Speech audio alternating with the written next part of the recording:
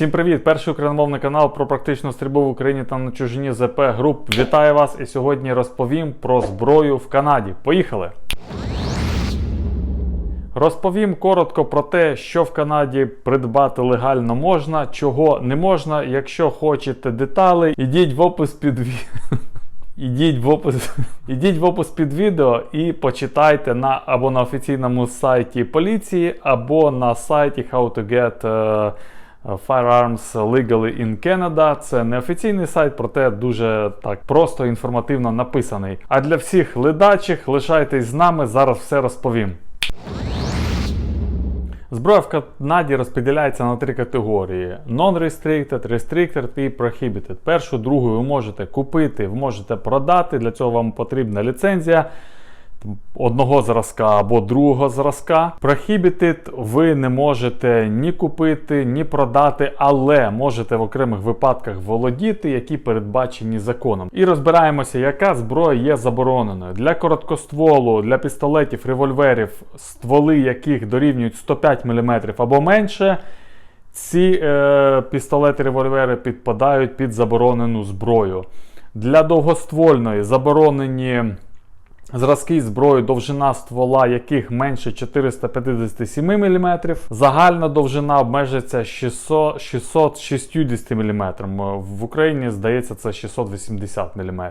Також заборонена автоматична зброя і нещодавно, в цьому році, була заборонена актом C-71 вся AR подібна зброя. Там великий лист, хочете, почитайте, що туди потрапило. Загально скажу, що це всі арки, всі десятки, всі карабіни, які придатні стріляти в стандарті в МКПС, всі там. Лишили нам тільки карабіни під пістолетний калібр. Все, це те, що заборонено. Тепер зброєю Restricted, Non-Restricted. Що тут є, які обмеження? Є два обмеження. Одне стосується магазинів для короткостволу. Магазини обмежуються 10 набоями, тобто всі пістолети, всі револьвери не можуть мати магазин більше як 10 набоїв. Як це фізично виглядає? Тобто звичайний магазин, робиться проштамповка і тоді заряджається лише 10 набоїв. Хочете стріляти іпсік? Будь ласка, але тільки з десятками. Для револьверів це взагалі не проблема, для пістолетів це не дуже прикольно, але стріляти можна. Для всієї довгоствольної напівавтоматичної зброї, окрім карабинів під пістолетні набої і окрім малокаліберної зброї, є обмеження в 5 набоїв. І воно чудово працює, воно працює погано насправді, але воно є зрозумілим, коли це коробчаті магазини, тому що 5 набоїв можна, 6 не можна, зрозуміло.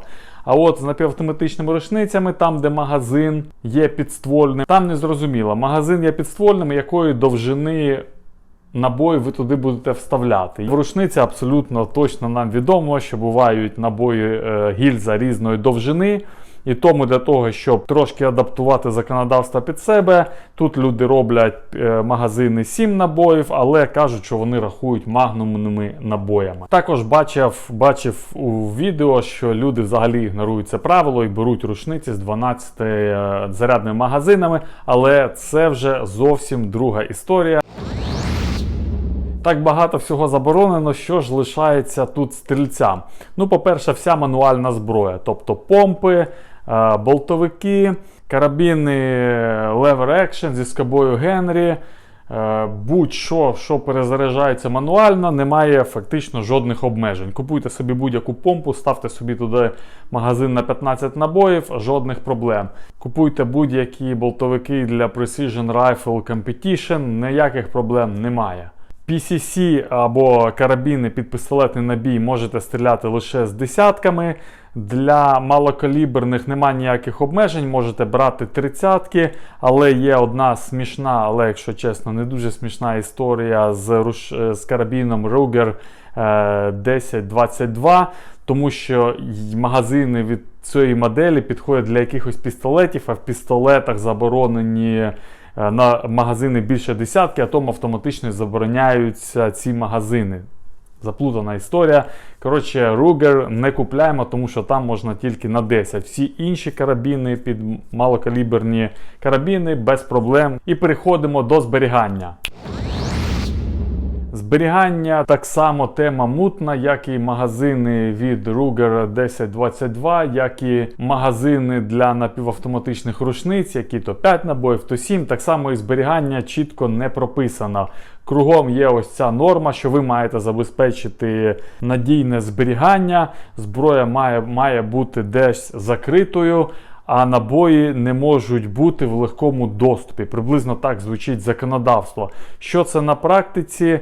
Не зовсім зрозуміло. Нам на курсах показували навчальний фільм, там де людина, власник, очевидно, зброї, закриває свій карабін в якомусь клозеті з картонними дверима, і це ніби показується як надійне зберігання. Тобто там, де можна підійти, то двері без особливого зусилля і без ключа відкрити. Specific permits not required elsewhere in Canada. As a responsible owner and user of firearms and ammunition, you must ensure that you comply with all applicable laws and that you meet or exceed general safe practices. Неформально інструктор нам сказав, щоб ми не жартували з цими питаннями, купили собі сейфи і зберігали всю зброю в сейфах. Що, власне кажучи, я і зробив. Також тут дозволяється вивішувати зброю в себе на стіні, це також вважається ніби як достатньо безпечною. Єдине, що ви маєте прикувати ланцюжком, незрозуміло, куди той ланцюжок далі має йти, чи на шурупчик десь прикручений, і має бути замок на спусковому гачку. Тобто таке дуже двояке і дуже таке з подвійними стандартами зберігання. Окрема норма є для короткоствольної зброї, вона завжди має бути в кейсі, зачинена на замки, і сама зброя має мати обладнана додатковим замком. Наскільки пластовий кейс від чого захищає, не зрозуміло, але я його маю. Я маю 2 замочки, маю замочок на сам пістолет, для того, що якщо мене зупинить на вулиці поліцейський, я маю йому це все показати. Зброя короткоствольна, вона перевозиться тільки на стрільбище і тільки з стрільбища. Вам забороняється десь зупинятись, кудись їхати. Якщо ви їдете кудись на змагання, то напевно, що ви можете десь зупинятись, і ви маєте пояснити, куди ви їдете і чому їдете. Вдома короткоствольна зброя так само зберігається в сейфі, щоб не було жодних проблем. Що таке в недостатньо легкому доступі зберігання набоїв? Незрозуміло. Ми обмежуємося тим, що просто беремо пластиковий кейс з Кабеласа, ввішуємо на нього замок і йди доведи, що це ми вже не ускладнене життя потенційним злочинцям. І перед тим, як завершувати невеличкий анекдот, є тут таке правило в законодавстві, як розряджається зброя. Воно називається Proof It Safe.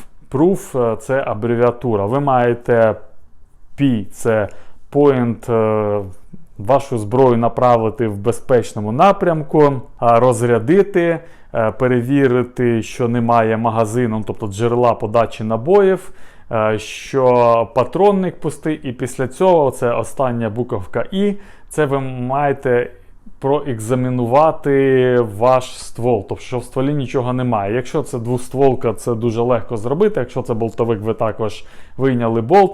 А от що робити, наприклад, з тією ж помповою рушницею, не дуже зрозуміло. На курсах нас просили заглядати в ствол зі сторони зрізу. Всі канадці вважають це правило дуже тупим, що роблять на стрільбище, то коли для того, щоб формально це виконати, коли йдуть з рейнджу, то у всіх є там невеличкий шомпол, і вони ніби як проекзамінували, не заглядаючи в ствол оцим шомполом.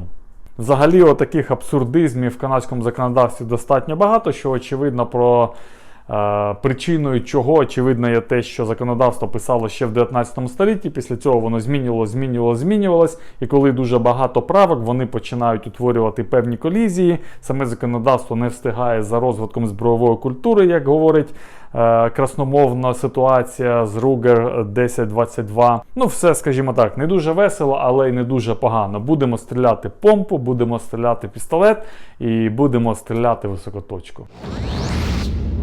Також треба згадати, що в Канаді є така організація, як CCFR, досить недавно з'явилась. Це громадська non-profit organization по захисту прав власників зброї. Сплачуємо туди наші внески, ходимо на мітинги, вимагаємо, щоб скасували цей C-71 bill. Якось так. В принципі, це все на сьогодні. Дякую вам за увагу. Нагадую, що це був перший україномовний канал про практичну стрільбу в Україні та на чужині ЗП груп. І зустрінемося з вами у нових випусках. На все добре!